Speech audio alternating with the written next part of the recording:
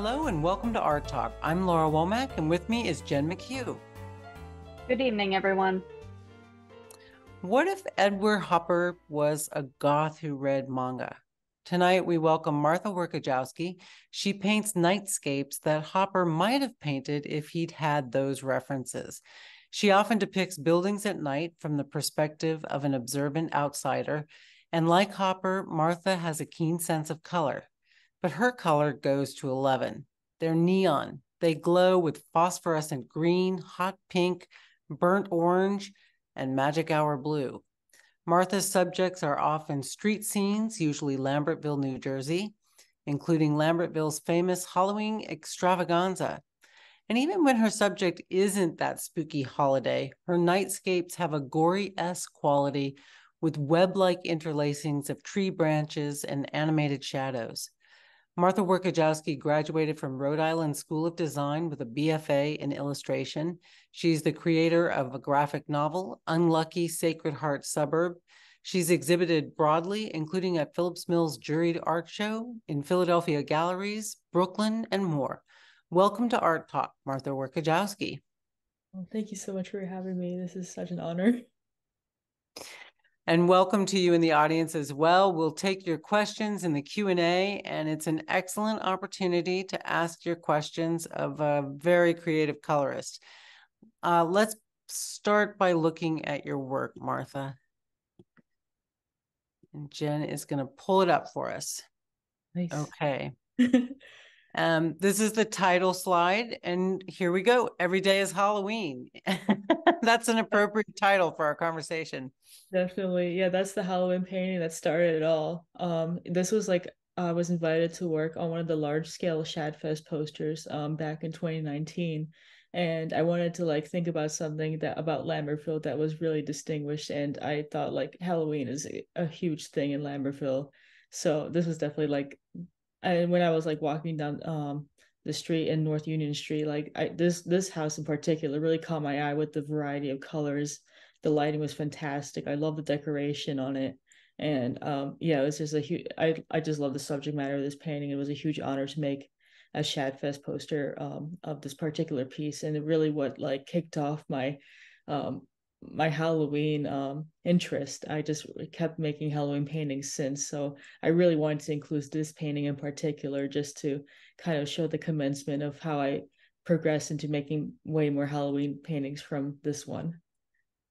There's a lot of detail in there. You've really brought to life the Lambertville scene. Jen, do we have another one of these coming up next? I want to make sure we get, I think the third slide. We'll come back to window shopping. Sorry about that. Because this really has been a subject for you, Martha, that you've stuck with. What's the fascination with Halloween in Lambertville? It's definitely has to do with the lighting and just yeah, and the subject matter itself. It's just like it has like kind of like the everyday suburban scene, but it's like enhanced with the really intricate and interesting lighting and all the characters and creatures around it kind of gives that fantastical um enhancement to it. So it's just like has that like mixture of like the everyday norm with like the interesting fantastical aspect to it. So you like the phantasmagorical in the everyday. Is that what I'm hearing? Oh yeah, and it's just so theatrical. It's just like it kind of just gives that extra enhancement of the everyday life is these like Halloween decorations. Okay. Let's see the next one up is Paradise. Yeah. Oh, that one's definitely one of my favorites. And yeah, I've also been selling prints of this particular painting, and yeah, those prints are doing pretty well as well. But yeah, this one was also took me a very long time to make. Lots of glazes and stuff. But yeah, I don't know what to say other than yeah, I really enjoy making this painting. I love the decoration of this of the subject matter, and yeah, I was really happy to see this in Lambertville. Well, you mentioned your process a little bit there. Let's talk about it. You say it took a long time to make. This is a 16 by 20. Would you say that's sort of like a medium size for you or?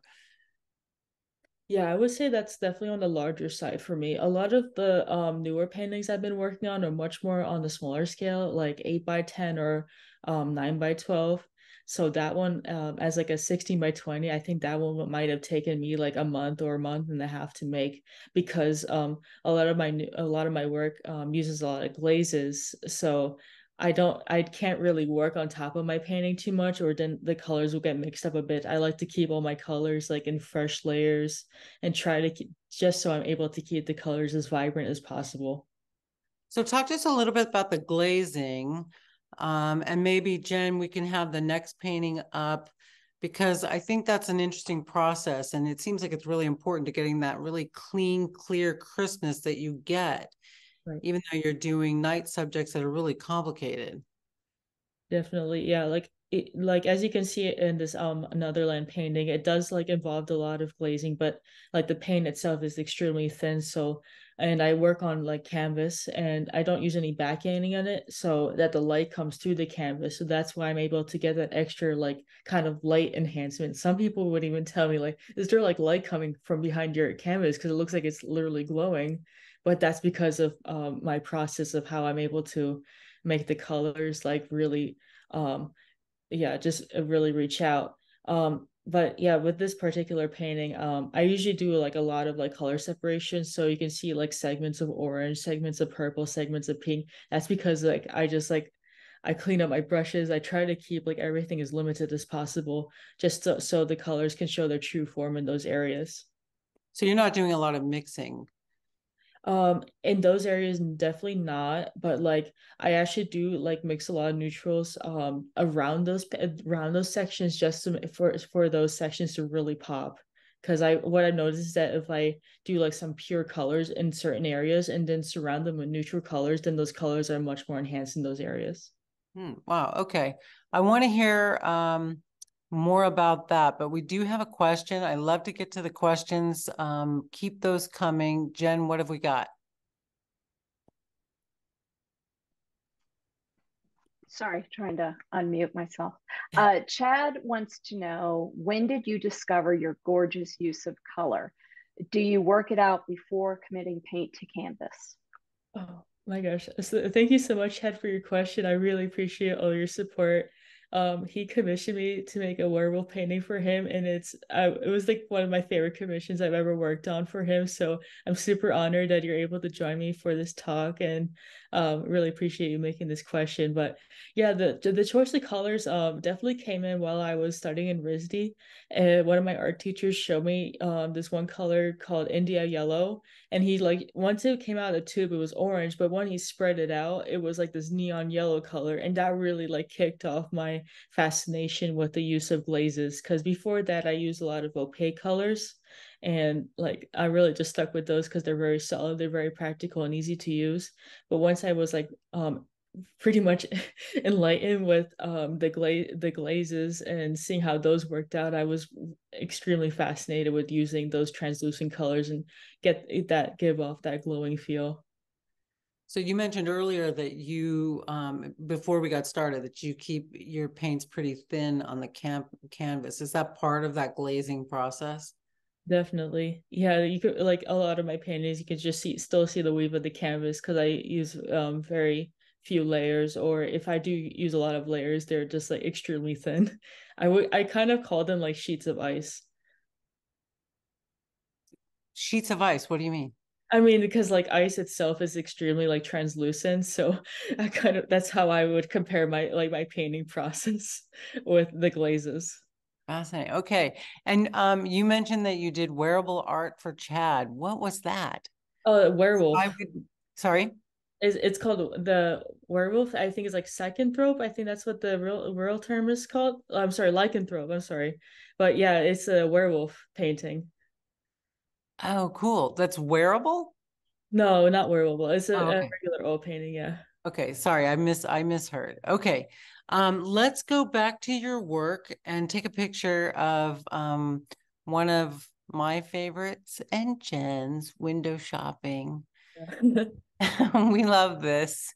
Oh, And also it gives that's one that makes me think of Hopper just because of, that sort of looking into what's going on inside, and that glow from the inside.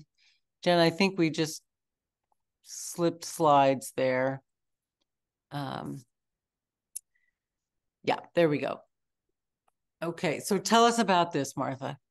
Yeah, so this one's based on Church Street in Lemberville, which has like Kelly Sullivan's studio, has like the People's Stories, like a lot going on.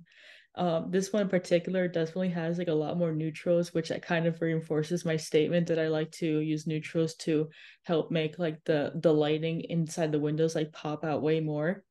Um, Another thing is that like in the bottom floor, there's like a lot of activity, a lot of like statues and stuff that look like there's like people dancing, but it's not people, it's just statues. And it kind of reinforces like how I don't really put like people in my paintings. I like to show like the involvement, maybe like some parked cars, some lit up windows, but that's really as much as I'm gonna go with like showing the presence of people, but not really much more than that. So why not people, Martha? I would probably consider myself an introvert, and I just would prefer just like if we're gonna include a figure in the scene, it might as well just be the viewer, so it doesn't distract the viewer from like experiencing the place the way I was experiencing the landscape. Okay, good. And then I think it's notable here. I like what you did with the shadow of the wires on the top of the building. It's really reminiscent of some of your work with the tree branches in other paintings. And it's a nice echo back to that and a creative use of a similar technique or look. I don't know, referencing. I think it's really a nice painting. Mm-hmm. Okay, so we're racking up some questions. This is great. What have we got, Jen? Okay. First, Rhonda Garland said, regarding window shopping, I believe I saw this at the Tinicum Art Show last year. It is fantastic. Also, very much like the addition of the cars in your work. Thank All you. right, nice. So, more of a statement. Um, then Joy asked, your work, well, she said your work is simply gorgeous. Oh. What were you painting before you found this night theme? Great Before question. oh yeah, thank you. Yeah, honestly, but before I was painting, I did do a lot of still lives and figure paintings before I really found my love for landscape paintings. So, Martha, you told me in an earlier conversation that when you were at RISD, you wanted to take a class in comic art, and but you didn't get your first choice. You got what was left over, and that was landscape. And that story was just like a knife in the heart of a Bucks County art lover, since we're known for our landscapes. But it worked out for you. Tell us about that experience and why, how you came to react to the landscape painting. Yeah, definitely. So yeah, going back to that story, that was back when I was a freshman in Rhode Island School Design, and during the winter session, we're allowed to pick two classes. And the first class is like freshmen get like the first pick, and I always wanted to do comic books and work with comics, so that was definitely my first choice. But when the second classes were available, the landscape painting class was still there, so I was like, all right, I might as well give this one a shot. But during that winter session, honestly, that landscape painting was definitely one of my favorite classes I've ever taken and helped me like just discover my love for landscape paintings. Being in at Rhode Island School Design, I was like in Providence, and there were just a lot of like really beautiful American historical architecture around the area, and it really helped me appreciate the beauty of those structures. And like knowing that these are like my subject matter for my paintings, it just really opened my perspective of appreciating landscapes a lot more. So you reference paintings of the cityscapes as being a landscape. I mean, how do you draw a line there? It's kind of like I think they're kind of like one on one. They're kind of together, like cityscapes, landscape, suburban scenes. I think they're kind of like interchangeable in my opinion. Okay. Well, we're going to go now to Doppelganger, which I think really illustrates that well. It's a parking lot, which is not most painters' choice of subject matter. Why did you choose to paint a parking lot? It was definitely that golden hour, that magic moment, that really interesting, really brief time in the lighting that in the sunset where it's just like the sky turns like almost pink or orange and just seeing the sun reflecting off of the windows, like the lighting itself was just so intriguing. And the fact that my Toyota Camry was just parked right next to another one by accident, I was like, what are the odds of this like scene ever happening again? So I just needed to paint this scene, and I really enhanced like the colors of my paintings.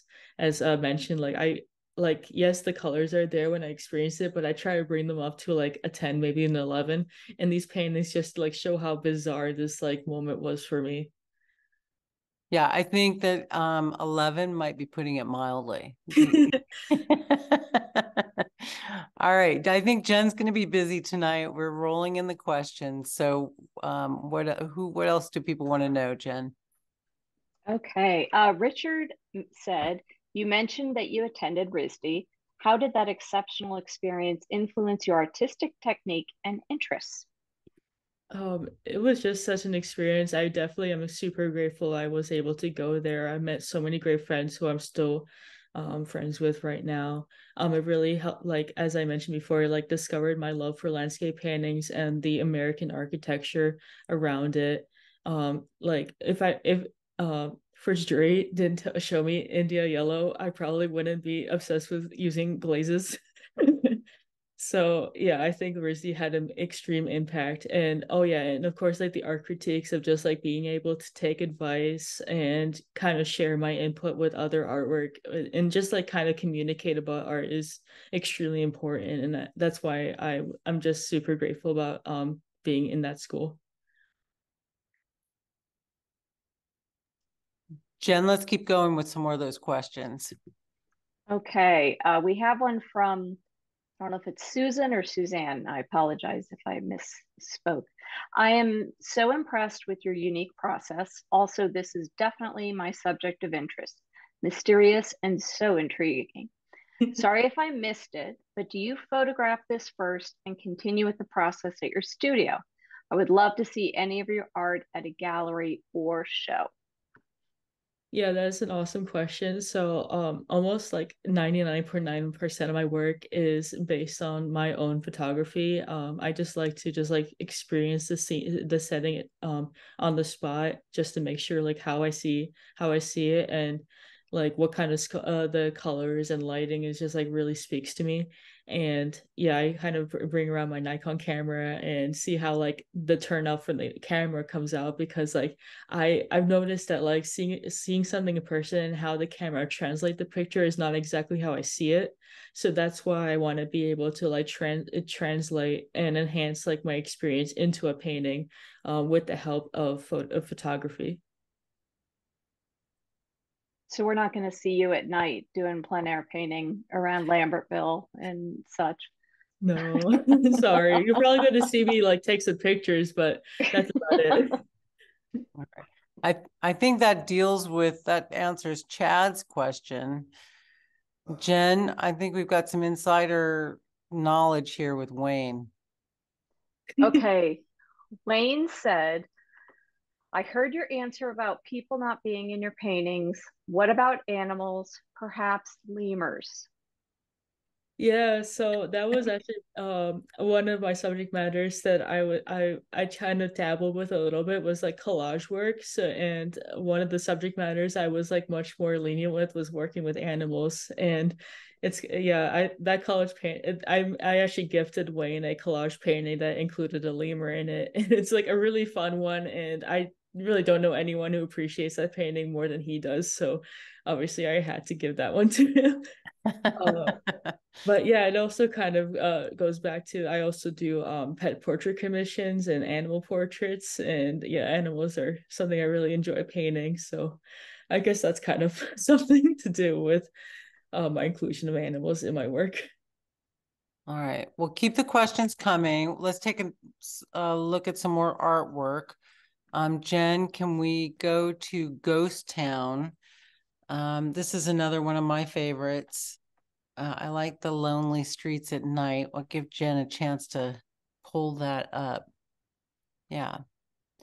Here's your landscape in town kind of approach, Martha. Yes. So this painting in particular, it was supposed to be for a show that was supposed to like describe like the whole vibe of 2020 and how like everything outside was completely desolate and very isolated, but everyone was like indoors. So that's why the dimensions were shown as such. But yeah, this painting in particular was pictured in I'm sorry, on Wickenden Street, and like looking at with like the whitish blue lighting, that's India Point Park. And yeah, this is in Providence, Rhode Island. And yeah, that's like one of the subject matters in particular that like I used to be super inspired with when I was at RISD. And are we seeing the India yellow here? Definitely. And that tree itself, like there's like that neon yellow, and like you would see in the windows, like it's a really deep orange, and then the neon yellow in the trees, like those are pretty much the same color. Okay. All right. Next up is Twilight Zone. So yeah, that's a newer painting. That one is in Lambertville, North Union Street. What it was really interesting about this painting is that this was taken around whenever all the Halloween decoration is up, but that wasn't one of the houses, obviously, without any Halloween decoration on it. But I wanted to get the lighting from the Halloween decoration that created a shadow onto this house itself. And yeah, this painting is pretty small. It's only 8 by 10, but I just wanted to get like all pretty much all the lighting and information as possible into this very little painting. Yeah. And talk a little bit about your color here, Martha. You were talking earlier, I think that was before we started, about purple and how important that is to you. Oh yeah, it's a very tricky color to work with. Like so colors like India yellow or quinacridone or like any magenta colors, like they're a lot easier to work with. They get like the vibrancy pretty easy and they're much easier to mix with. But with like purple, especially like cobalt purple, it is extremely finicky. So I'm only able to get like maybe like one layer at a time out of that particular color until I had to wait for it to dry and then build up on it. With my oil paintings, I kind of it has like kind of like half and half. So I would kind of approach my paint technique as like a watercolor technique where I do lots of washes. And like my brightest brights, maybe you probably see like this really bright yellow on the top of the tree branch. That's like not really mixed with white. That is just like the white of the canvas mixed with some glaze. So that's like kind of like a little watercolor approach to it. But I also do like some opaque buildup, like with neutrals to help like really like push those brights out. So here, are you talking about like the white of the house is your neutral? It's shaded a little bit from the color, but talk us through that neutral outlining process. Right. So especially when you see like those bright yellow streaks around the trees, and then the darks around it. So I would probably consider like those shadows and like maybe like the tree area on the right, like more of like a neutral section to really help like highlight and enhance like those really bright areas. Okay. And so you've really invented your own technique, is that right? Yes, I mean like it's definitely like a lot it takes a lot of inspiration to get to making I guess making my own style, but yeah, I think at this point I would say I think I made my own technique and style. I mean, that's pretty great. That's what everyone is trying to achieve, right? Artists are all trying to get their own signature look. And, you're a pretty young artist and you've got it. Thank you. All right, I won't embarrass you anymore. Jen, let's go to some questions. We got more questions racking up for Martha. Yes, we have our loyal listener, Jim, said, or he asked, can you speak about the colors that you use for your neutrals? It seems like sepia seems to be a base. Yeah, sepia is definitely there, and Van Dyke Brown and Payne. I know Payne's Gray. I apparently got some flack from art school for using Payne's Gray, but I've snuck that back in. Don't tell my art teachers. But I've used that as a neutral. I even use burnt sienna. It's kind of like a controversial neutral because it can be super bright, but I sometimes mix that with my other colors. I would describe that as like a nice bridge between the fluorescence with the neutrals. So yeah, definitely I have a lot of neutrals under my belt. All right, more questions, Jen? Yes, Karen asked, what medium do you use to create your glazes? Linseed oil? Great question. I use liquid. All right, you want to expand on that? Why do you use that?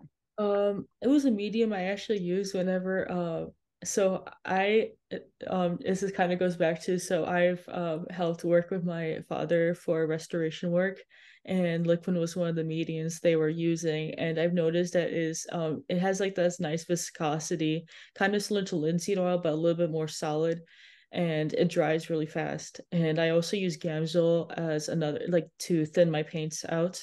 So not only does it clean out my brushes to help keep those vibrant colors, but I also help to thin the paints as well. So liquid and Gamsol are my go-to for working as mediums. Tell us a little bit more about your work with your father. He was a restoration painter. Yeah, he worked with restoration for historical buildings around the country. And so what he was trying to make them is what's special about that? How is that different than doing, say, a mural, or what is involved with that?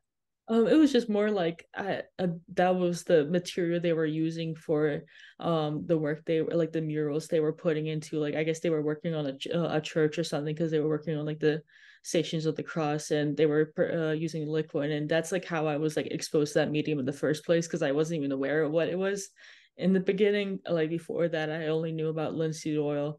So once I've learned about liquid, I was like, okay, this one's like much more up my alley. I like the sheen of it. I like to work with it, and I like how it dries much faster. Okay. Jen, let's go to Shiny Femto. And while she's pulling that up, Martha, tell us the meaning of the title.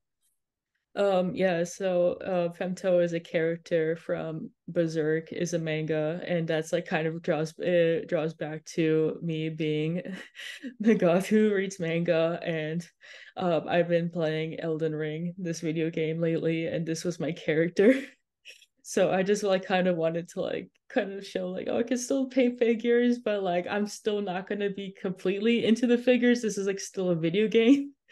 But it also like kind of reinforces that like I've actually been working on like video game screenshots as paintings lately, because I thought it was a very interesting subject matter, and reinforces like kind of my introvert personality of like playing video games or just like going out but not showing the people presence. Like there are presence of people, but it's like not totally there. So like I think that's like kind of, it reinforces my point in this painting. Okay. Well, it really shows, I mean, what an incredible drafter you are. I imagine you, Martha, as a young person. Well, in my school, there was a guy who would draw at every recess, and he was incredible. He did these perfect Baroque drawings, and we would all crowd around him at recess, and while he just drew. I think there were two or three different characters in my childhood who were like that. And because you're such a good drafter, I think maybe you were that person too. Oh yeah, I like, especially back in high school, I was drawing a lot. Even like during like lunch breaks, I would rather be in the art room and just continue working on my art projects. Did people crowd around? I don't know. I was way too invested in my artwork to notice. Actually, that kind of reminds me where I had this one really interesting opportunity where I was like painting on the spot, like making like live oil paintings and in the middle of the Stockton market. And like it was really easy for me because I was just really involved in my own oil painting. So if people were just like stopping and looking at me and watching me paint, it was like totally fine because I was just so in the zone with painting. You didn't notice them at all? I did, but it wasn't like, it didn't bother me. I'm like, I didn't really feel too shy about it. Okay. Tell us some technical things about this painting. You've got the armor, that's a different texture from what we see you painting. We've got the wispiness maybe of the trees in the headdress or the Yeah. shadow. Oh no, what's really interesting about this painting is that like my technique and approach to this painting is probably not much different than my Halloween paintings because like you can see like those like cross hatches like maybe underneath the cape. Like I probably have that similar exact marking in like one of my other paintings. So like the way I see this painting is probably how I would approach one of my landscape paintings as long as like everything looks good with the foundation, everything looks right and I can work from it like it's just like how I would paint like maybe like a still life or a landscape. I would probably paint this in particular this subject matter in the same way. Okay. Let's take some of the questions, Jen. We've got more questions. We love it. Thank you all for participating. Yes. Frank says, "Hi, Martha. Thank you for doing this talk. What spectrum of senses are you attempting to evoke in the viewer?" That's a really great question.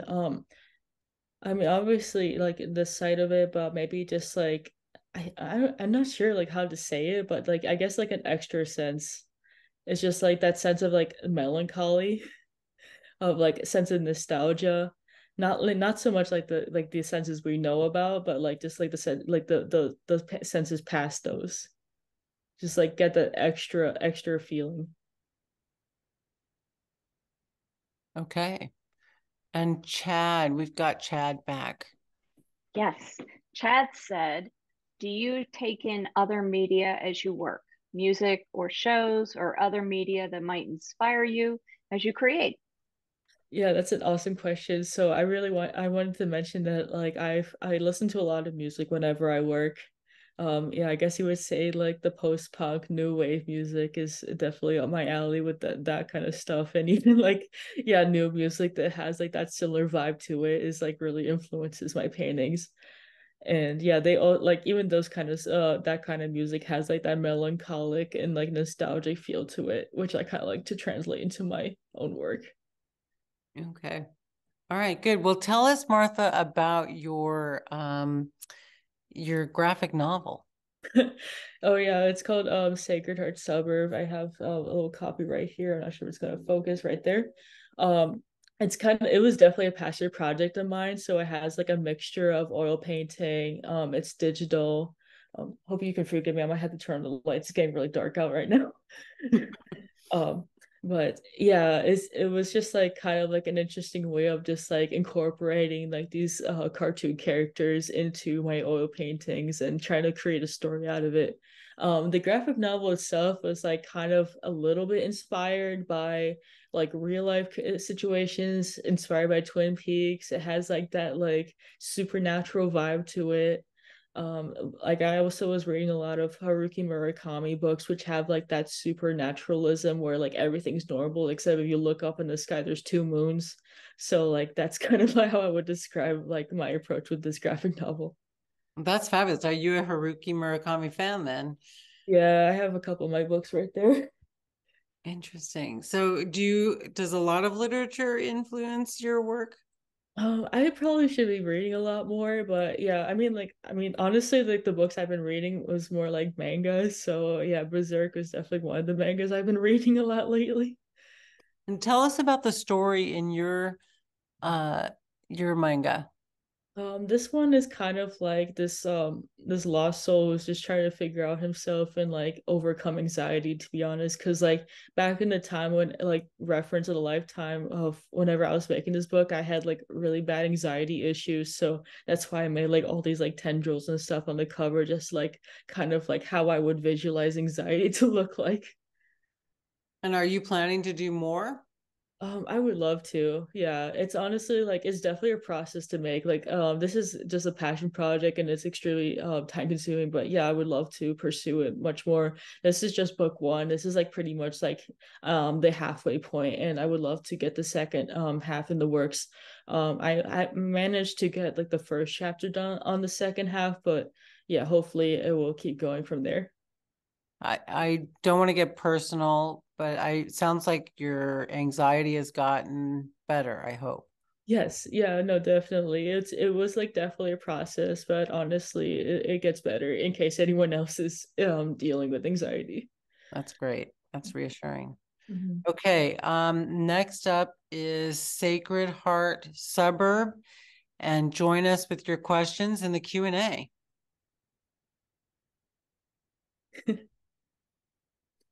Yeah, All so right. this is one of the pages, and what's really interesting about this page is that this was originally like the whole thing was an oil painting, but then I digitally worked on top of it just to make it part of the graphic novel itself. So how did you do that? So yeah, so I originally worked on the oil painting. So it actually had like it looks pretty similar to the current picture right there, but I've just worked on top of it digitally just to like further enhance like the wispiness and the atmosphere onto the piece. I've added the figure on the bottom, just to like yeah, just tie it together. But honestly, like the approach of this graphic novel is extremely traditional. A lot of like I try to keep it as traditional as possible, like in terms of like drawing my characters, because I think I'm able to get my style across a lot better. My oil paintings, of course, are all like traditional as well, and then I translate them into like kind of try to make them all cohesive into a digital media. So at Phillips Mill, maybe digital is a little bit controversial. We don't take it in the art show. The photo show is very broad, and for the youth art show, we take digital art as well. But we've now separated that from photography as a completely separate category, which is appropriate. What do you think, Martha, about digital? Would you ever just work originally from digital and do a work that way? Could you have done Sacred Heart Suburb that way? Yeah, I could honestly. Even before I've been oil painting, I did work with digital. So, excuse me. So, like, honestly, digital is an extreme influence into how I was able to progress into oil painting and how I was able to make my own style. It's just what I like about oil painting is that it's much more restrictive. It's much more limited because if you work with digital, like the entire color palette is like within your reach, and it's like kind of overexciting, maybe overwhelming, and you might have too many colors to work with. And what I like about oil painting is that it's much more limited. But yeah, I can definitely see why digital is a very helpful medium to work with. I mean, I've worked full time as a graphic designer, so digital is like definitely in my wheelhouse. Yeah. And but so you could do the whole novel, but would it have the same look? Do you Um, think I I'm sorry. Yeah, I wouldn't really say I would have the exact same look as I would working traditional. I the way I approach this is that I try to like make the traditional work like the look its best as possible with the help of the digital work on top of it.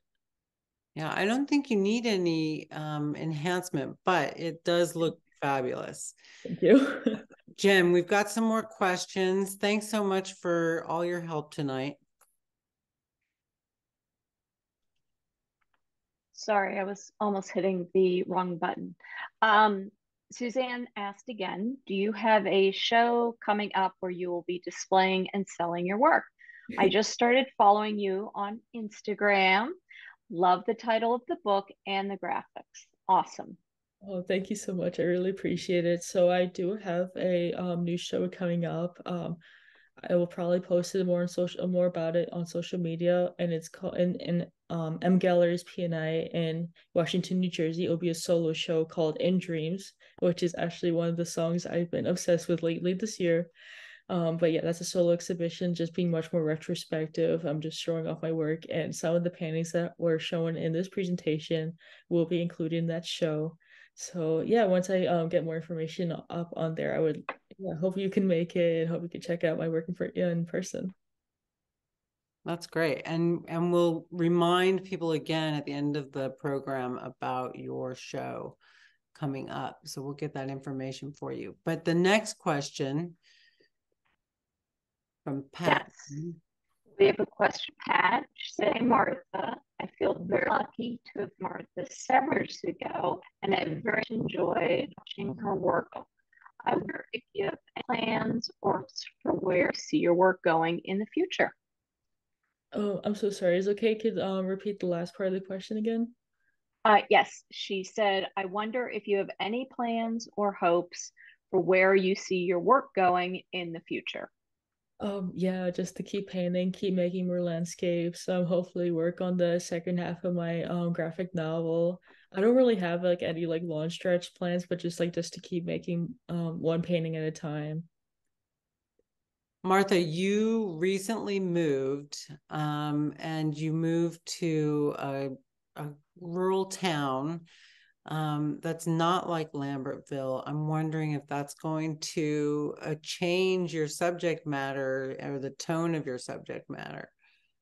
Yeah, that's a great question. So, I honestly have that similar like melancholic, nostalgic approach in all my landscape paintings. So, honestly, like because I grew up like in Trenton, New Jersey, I've like the subject matter I've been really entranced with was like the telephone poles and like the 2 3 story buildings and the American architecture, and I've kind of like, and then going back to RISD, that like helped like draw up like my love for that kind of subject matter again, and in Lambertville also like kind of draw that love for it again.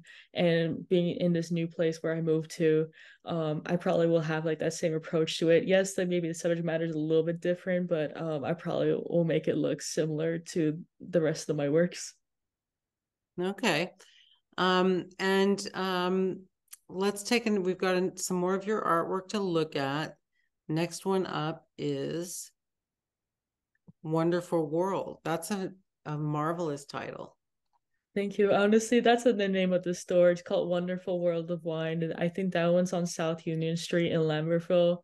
I did visit the store before. It's a very nice store, and yeah, I honestly this was before I even entered the store, and I just loved like the architecture, the structure of it. The light, the green lighting is really what sold me, on this particular piece, and I kind of enjoyed like all like the little things around it, like kind of like the recycling boxes on the right and the traffic cones on the left.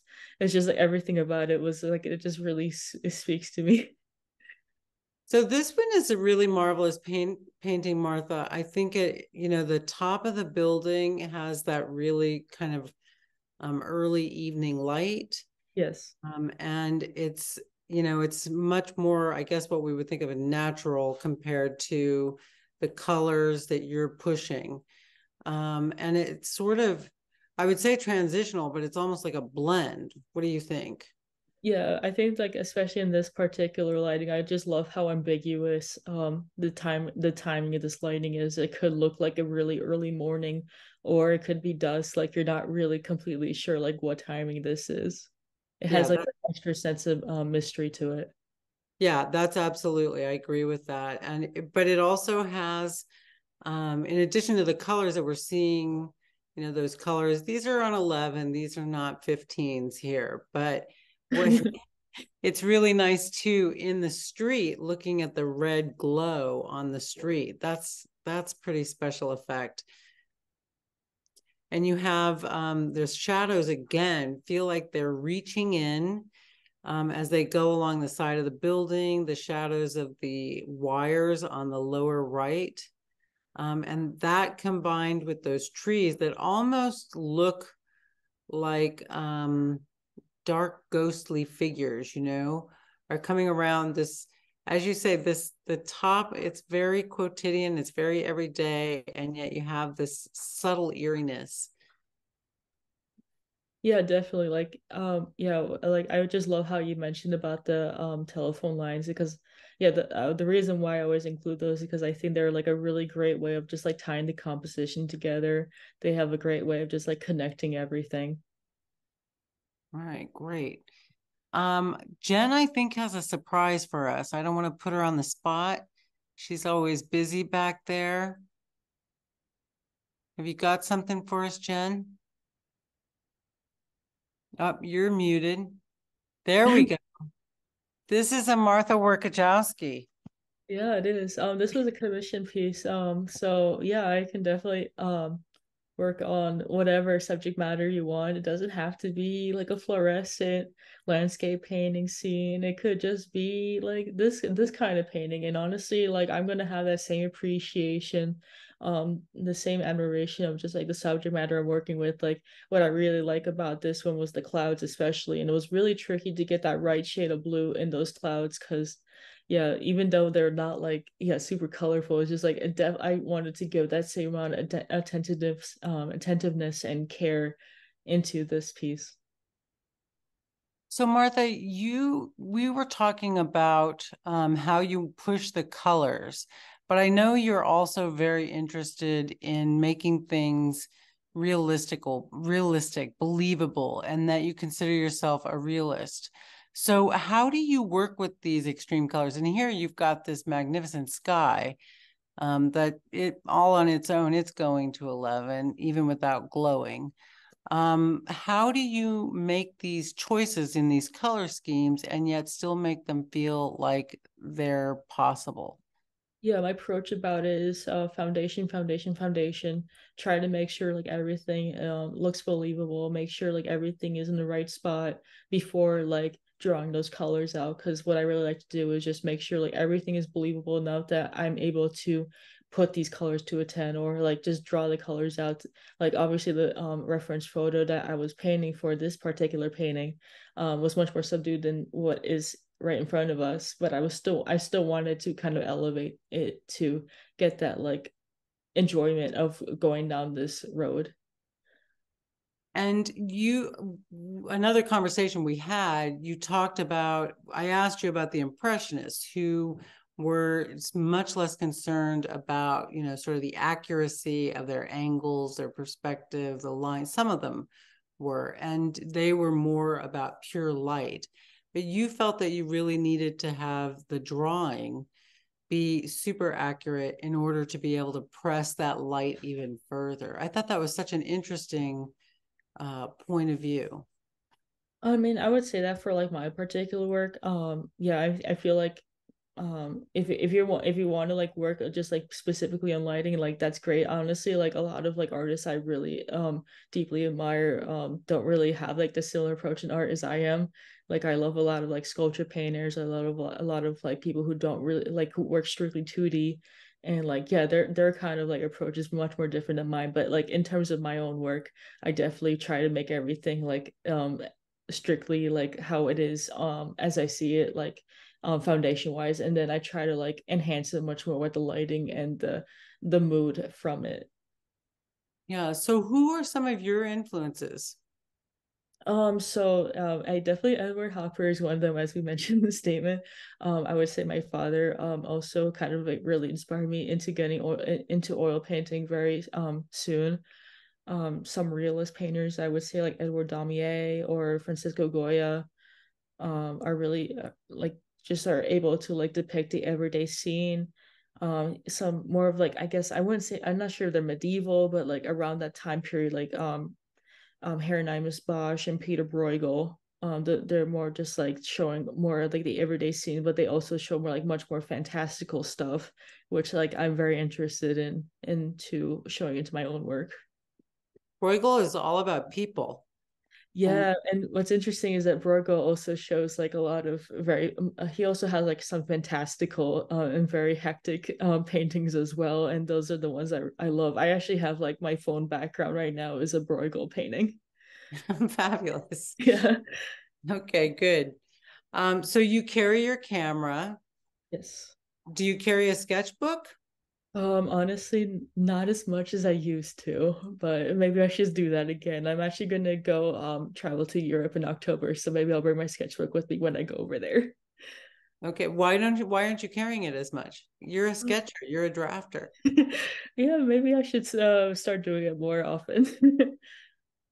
Where are you going in Europe? Definitely around Italy, and France, like pretty much around the Mediterranean Sea area. All right.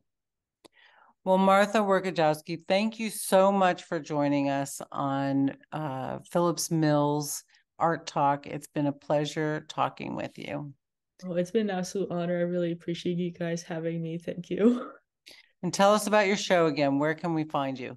It will be coming up in I will have a solo show in September and October at M Galleries P&A in Washington, New Jersey. All the dates and stuff will be coming soon on my social media on Facebook and Instagram. Okay. And what's your Instagram handle? So my Instagram handle will be Martha Workajowski, and my Facebook will be Martha Workajowski Art. Okay, terrific. Oh, wait, maybe we can squeeze in one more question. We've got thanks. All right, very good. We've got thanks and admiration for you, Martha. And thank you all for joining us again. Thanks to Jen McHugh, our technical director, who had a real workout tonight. And thank you to Jen Hitch, our producer. Join us next month for a conversation with pastel master Pamela Miller. She's both this year's signature image artist and our honored artist at Phillips Mill's 94th Juried Art Show. And for details, please check out phillipsmill.org. For Phillips Mill Community Association, I'm Laura Womack. Good night.